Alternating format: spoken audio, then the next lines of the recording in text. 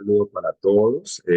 Los saluda el profesor Rubén Darío, director de eventos académicos del Instituto Cultural Iberoamericano, y le damos la más cordial bienvenida, ¿no?, a una emisión más de nuestro programa Domingos de Café con el profesor Rubén Darío. Y bueno, agradecerles también por su compañía, porque nos hacen crecer, nos hacen mejorar cada día más. Todas sus sugerencias y sus inquietudes, las cuales hemos ido despejando en la medida pues que van pasando los días. También decirles que en este momento pueden comenzar a participar del programa. Vamos a tomarnos un café en torno al tema de hoy, que es la egomanía, una conflictiva obsesión por mí mismo, cuando el ego se impone y se convierte en un trastorno. Entonces, desde ya, pues, pueden ir participando con sus dudas, sus inquietudes y aportar, ¿no? Aportar sobre el tema.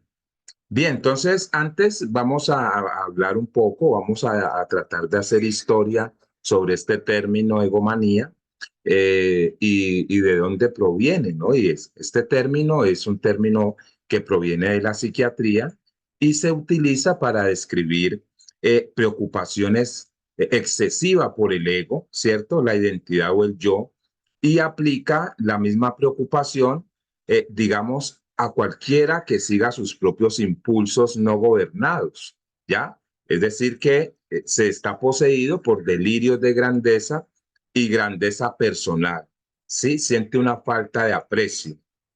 Alguien que sufre de este enfoque egocéntrico, porque la egomanía en la psiquiatría es un enfoque egocéntrico, es un ególatra, ¿sí? Un enfoque egocéntrico extremo, es una persona ególatra. Y la egomanía como condición, aunque no es un trastorno de personalidad que se haya pues categorizado, se considera psicológicamente anormal. Entonces, el término egomanía a menudo es empleado por personas laicas de manera peyorativa para describir a un individuo que se percibe como intolerablemente egocéntrico. La condición clínica que más se asemeja a la egomanía y que se asocia con mayor frecuencia es el trastorno narcisista.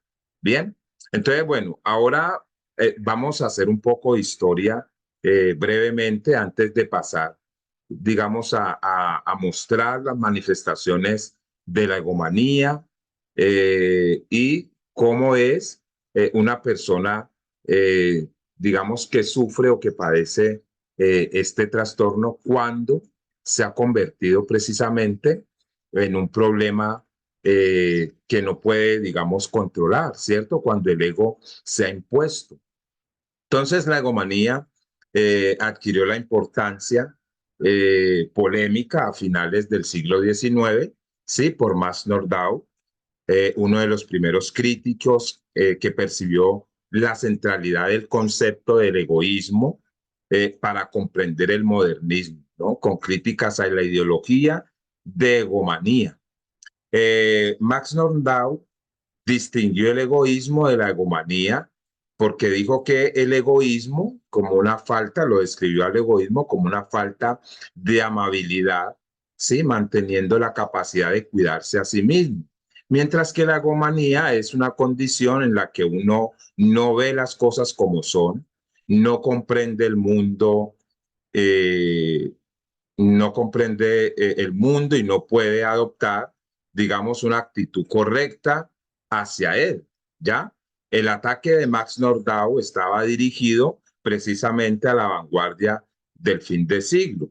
El suyo describe a los autoproclamados genios como criminales y locos obsesionados con el culto a sí mismo. De allí es que Nordau empieza, digamos, o dirige pues su cuestionamiento. Más de un siglo después, el término egomanía reapareció con un brillo positivo para marcar la búsqueda postmoderna de éxito y celebridad. Entonces, la confianza en uno mismo es la clave de todo éxito, se decía, ¿no? La confianza en uno mismo es la clave del éxito.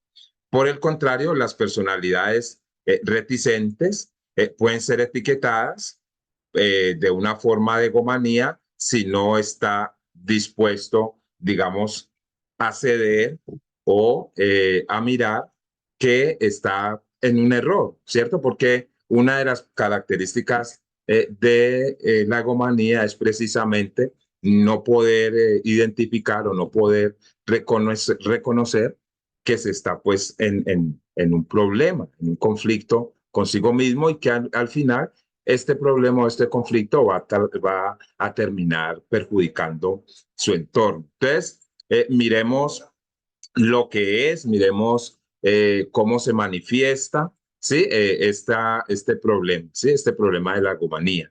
Entonces, no paramos nosotros de escuchar, ¿cierto?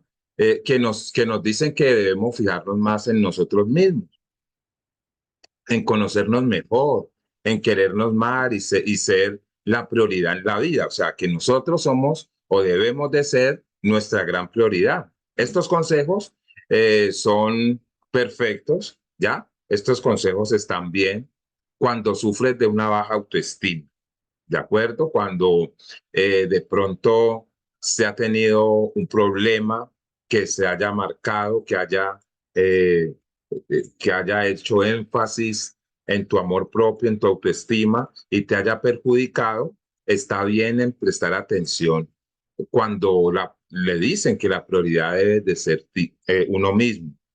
Pero ¿qué pasa si la preocupación por nosotros mismos se nos va de las manos? Entonces, allí es cuando se convierte en egomanía o en esa obsesión por uno mismo. Ese es precisamente el término del cual vamos a hablar y del cual vamos a estar eh, discutiendo el día de hoy. Bien, entonces, la obsesión por uno mismo que hace que a los demás o que los otros, el que está a mi lado, pierda su importancia. Entonces, miremos.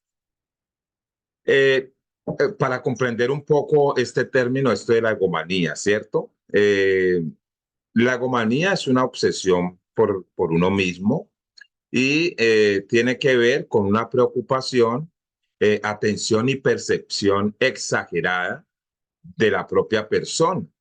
Y en muchas situaciones está relacionada con un trastorno narcisista de la personalidad o con el egocentrismo. La persona además sufre de egomanía, no solo, o la persona que sufre de egomanía, no simplemente se coloca como el ombligo del mundo, digamos, en términos ordinarios, sino que lo hace a costa de ignorar o despreciar a los demás. Es decir, que este comportamiento ególatra, egomaníaco, digamos, no solamente me afecta a mí porque me aísla, sino que además, al ignorar, al mostrar que yo soy superior al otro o a tratar de demostrar una superioridad, pues afecta en la vida de otras personas, de los que están allá en mi alrededor.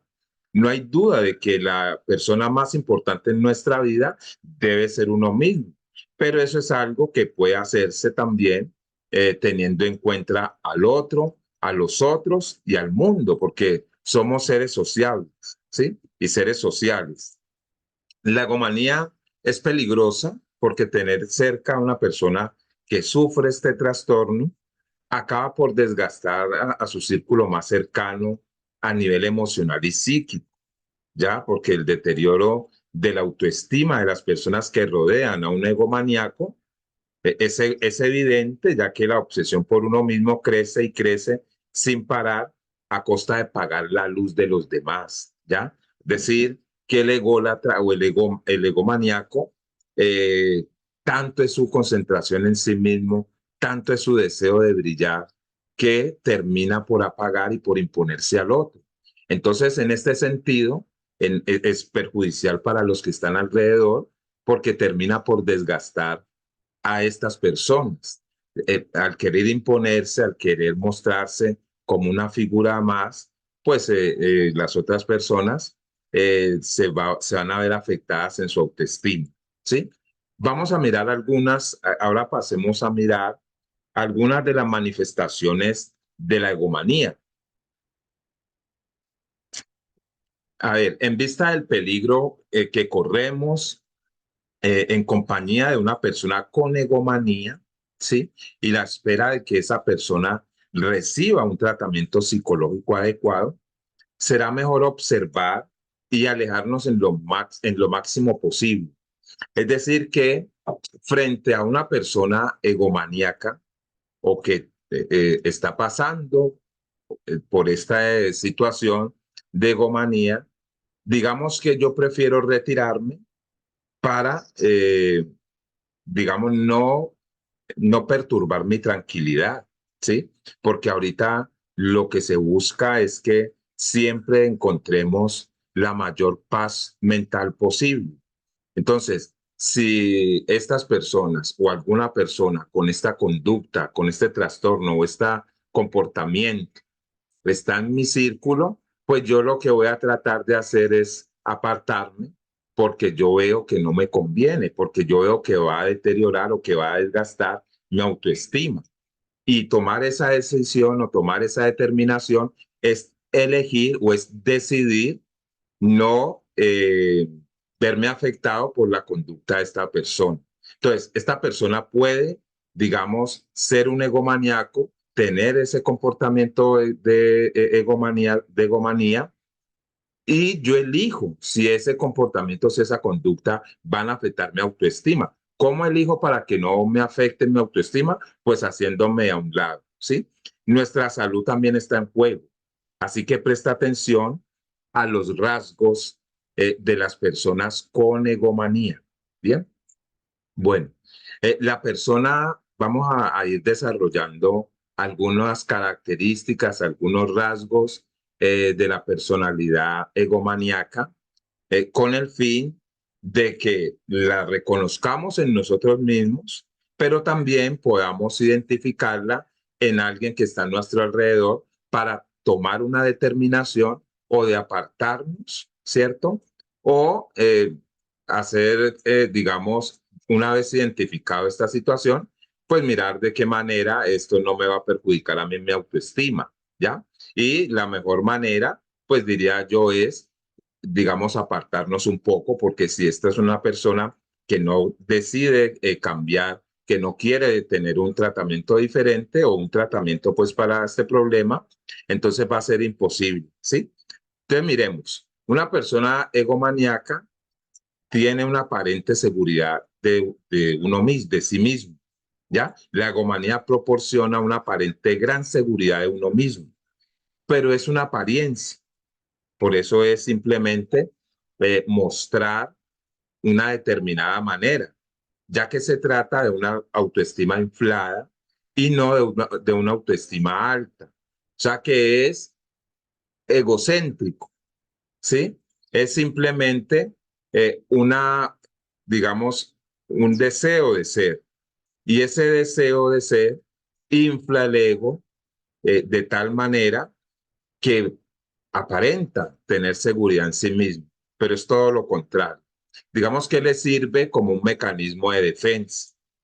La percepción que tienen de ellos mismos es exagerada y por lo tanto es irreal. Por eso mismo la exagera porque tiene miedo de que descubran o teme, ¿sí? A ser descubierto y entonces colocarse en un lugar menor, ¿ya? O sentirse de pronto en un lugar menor o reconocer que no, que necesita de esa otra persona, reconocer que no lo sabe todo, que no tiene todas las capacidades para comprenderlo todo, sino que por el contrario necesita de esa ayuda, necesita de esa otra persona. Entonces, la persona de egomaníaca pues no va a reconocer esto y para tal fin, entonces se coloca, digamos, una máscara, ¿sí? Para aparentar, una máscara que aparenta simplemente una confianza en sí mismo, ¿ya? Y es simplemente, como dije, una autoestima inflada. También otro rasgo de esta personalidad es que necesitan ser admirados. Como en el fondo ya vimos que son personas inseguras, necesitan la admiración de los demás para mantener esa posición, para mantener esa condición de egomanía. y la imagen que tienen de ellos mismos. Entonces siempre es aparentar lo que no es. No son personas tan autónomas e independientes como parecen. No son autónomas ni independientes como muestran porque dependen de la aprobación del otro, ¿cierto? Puesto que son lo que son gracias, digamos, a la apreciación que hacen los demás de ellos. En ese sentido, dependen de esa aprobación. Entonces, esto es, digamos, como una esclavitud, ¿sí? De dependencia de que el otro me apruebe para poder alimentar mi egomanía. ¿Ya? Tiene delirios de grandeza, ¿bien?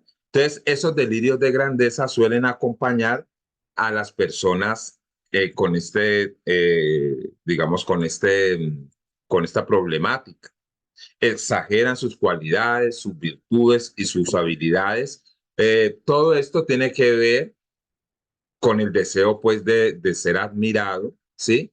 Para seguir, pues, inflando más esa autoestima y hasta el tal punto que se acercan más a la categoría de dioses que de seres humanos, es decir, que ellos se colocan por encima del resto, a un nivel, pues, de Dios, ¿no? Y esto suele ir acompañado de cierto desprecio por los pobres mortales. Entonces, este desprecio por el otro es lo que va a perjudicar el entorno, es lo que va a dañar las relaciones interpersonales, porque si yo me creo superior, me creo un Dios, pero al mismo tiempo voy a despreciar al que está a mi lado con ofensas, con mi conducta eh, despreciable por momentos, entonces esto va a afectar, ¿no? Al que está allí.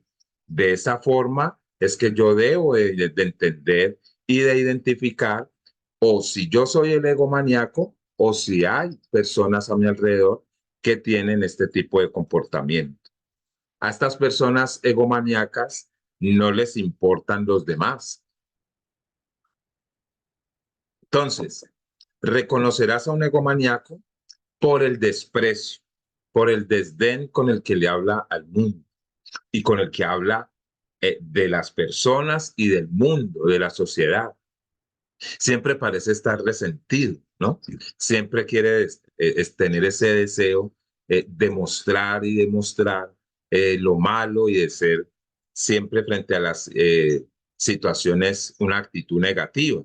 Entonces, para él, nada le resulta importante, no tiene suficiente valor como él mismo, porque es que él es la obsesión por sí mismo, ¿ya? Es esa obsesión que raya en algo, en un problema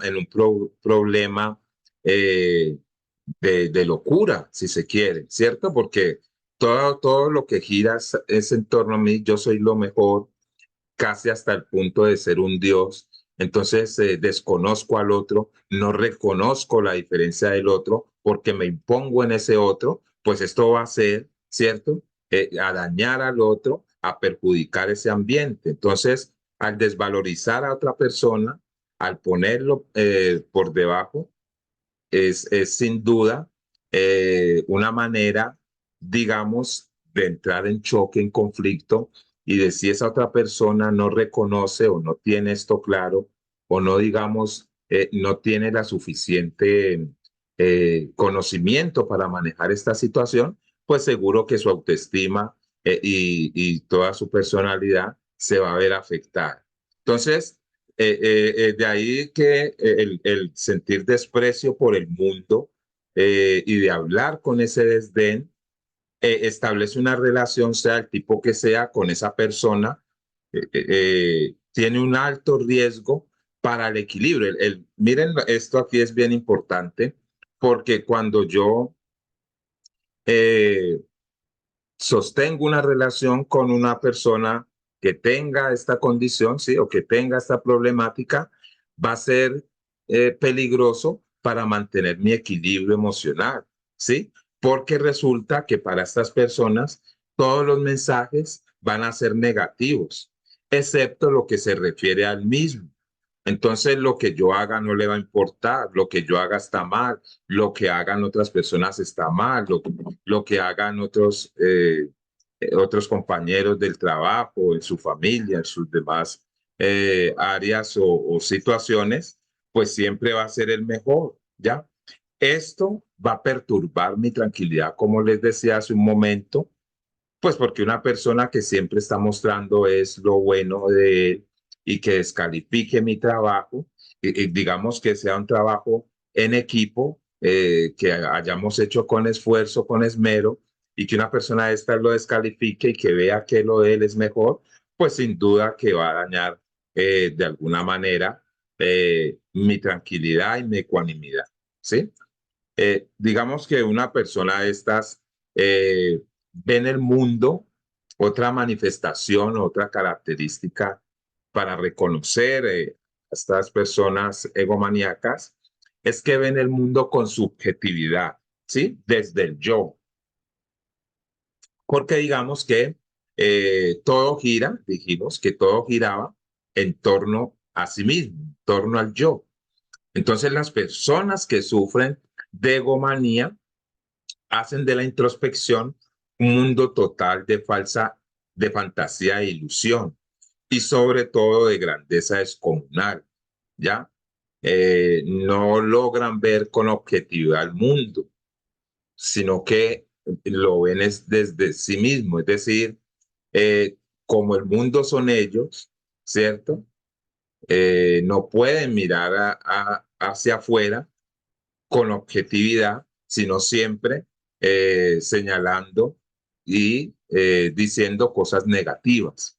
Entonces la introspección obviamente va a ser un mundo de fantasía e ilusión para ellos. Se engrandecen y al mismo tiempo empequeñecen a todo el que les rodea, ¿ya? Y bueno, y para ir cerrando, digamos que estas personas tienen muy poca empatía, ¿cierto? La falta de empatía es una de las señas de identidad de la egomanía. Recordemos que el ser empático me permite, a ver, hay una cualidad de la empatía, por eso es que esto es lo opuesto, ¿no? Es casi lo opuesto porque la empatía me permite a mí escuchar al otro y escuchar su corazón. Entonces, cuando yo logro escuchar su corazón al otro, puedo comprenderlo porque me puedo colocar en su lugar. Entonces, el colocarme en el lugar del otro me hace ser un ser empático, ¿sí? Me hace salir de mí para prestarle atención al otro, prestarle atención al otro desde su lugar. O sea, yo no voy a escuchar al otro desde una posición más alta o más elevada o desde un señalamiento, desde un juicio. Yo lo voy a escuchar desde su lugar. Voy a tratar de estar a su nivel, ¿sí? Voy a hacerme igual. Entonces, mientras que la persona con una identidad de egomanía, pues es una persona que lo único que le importa es sí mismo. El aprecio y la compasión o la compasión hacia los demás no existe en absoluto, ¿cierto? Entonces esta persona lo único que importa es él y no hay una compasión hacia el otro. Al no haber una compasión hacia el otro, pues es imposible ser empático porque una condición de la empatía es que yo pueda comprender al que está a mi lado, que yo pueda comprender al que me está hablando, que yo pueda comprender a la persona con la que me relaciono. Y para poder comprender a la persona con la que me relaciono, pues tengo que escucharlo, ¿sí? Tengo que aprender a escucharlo y a reconocer precisamente esa diferencia que en otros aspectos, digamos que esa diferencia hace que yo logre poder identificarme con él como humano, ¿cierto? Poder escucharlo desde su lugar sin emitir ningún juicio y ninguna crítica, simplemente escucharlo y tratar de entenderlo y ponerme en su lugar, cosa que no hace un egomaníaco, porque un egomaníaco, pues estos valores, estas virtudes como el aprecio y la compasión, no existen en lo absoluto. Y finalmente, la persona egomaníaca, ¿cierto? Lo que va a hacer es siempre lo que él trata es de controlar a los demás, ¿ya? Entonces, hay que tener especial cuidado, ¿ya? Cuando la egomanía llega de la mano de un intento de controlar a los demás, porque como yo soy quien dirige, como yo soy quien ordena las cosas, como las cosas se van a hacer a mi modo, como todo lo que yo diga es la última palabra, como todo lo que yo digo es cómo se va a hacer. Entonces, las personas con egomanía no dudan en mentir para conseguir sus objetivos, ¿ya? Y entonces, digamos, en esa locura o en ese desespero por querer que las cosas funcionen como él las ha ordenado, como él las ha organizado, como él lo ha propuesto, entonces empiezan a manipular y a mentir, ¿ya? Empiezan a ser chantajistas. Y esto ya es peligroso porque pues involucra y puede meter en problemas a los demás con tal de conseguir sus objetivos. Y esto es, pues, estas son algunas de las manifestaciones, digamos, de una persona que sufre, digamos, de egomanía y que puede ser peligroso eh, tanto si nosotros somos los egomaníacos como si tenemos a nuestro alrededor una persona con esta condición. Entonces es bien importante tener claro que, digamos, nuestro propósito es uno de los propósitos, es tener una tranquilidad, es mantener un equilibrio, una paz que nos permita seguir con nuestras actividades, con nuestros objetivos, que me permita seguir desarrollándome como persona, seguir creciendo en lo laboral, en lo profesional, en el campo en el que esté.